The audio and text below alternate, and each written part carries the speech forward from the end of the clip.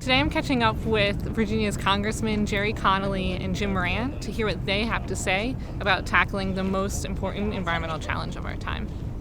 I'm Gerry Connolly. I'm the congressman from the 11th Congressional District of Virginia. My name is Jim Moran, and I have the privilege of representing Northern Virginia in the United States Congress. If the sea level rise is, say, 5 feet, that puts all of Hampton Roads at risk. Highways, bridges, tunnels, but perhaps most importantly, the major source of employment, the U.S. Navy.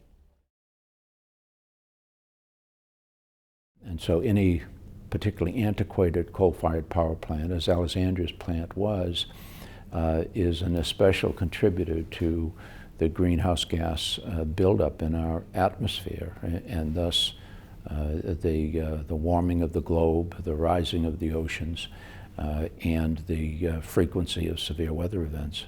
So we need to spend more time persuading people this is not hopeless, even though it's big and somewhat kind of scary. But there are things we can do individually, and collectively those individual acts can make a difference. Frankly, actions to counter global warming that could help reverse some of the things that are occurring on the globe could be not only good for the environment, but actually have enormous economic benefit as well.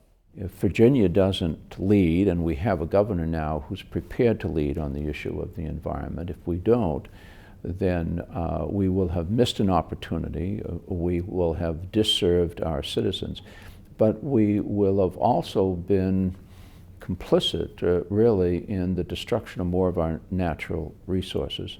Coal is a shrinking opportunity economically and in terms of job generation, no matter what.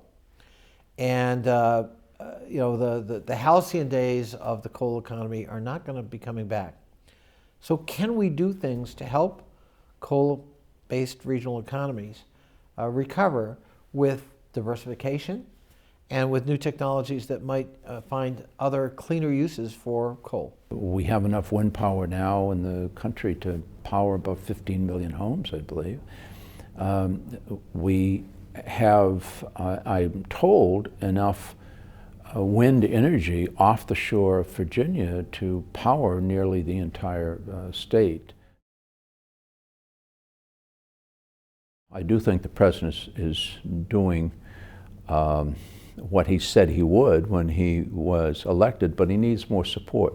He's been working with the fossil fuel industry, but they tend to resist it by buying members of Congress rather than trying to cooperate towards a more noble objective than maximizing the bottom line of profit. Many of our heroes in the environmental movement and much of the early legislation was written by and introduced by key Republicans.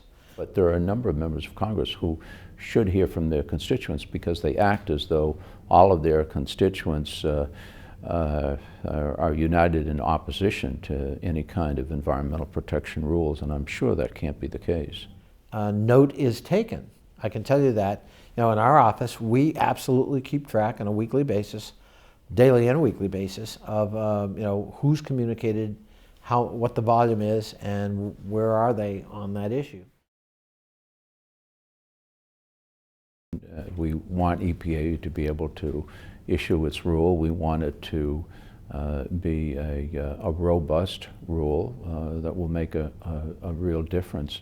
The other side is probably going to flood the EPA with negative comments, and it's really important that sort of the good guys be heard on issues that matter to us, and this is one of them. Make sure your voice is heard at the EPA so that they can say, we definitely heard from part of the public that really feels strongly that we need to have strengthened regulation, not weakened regulation.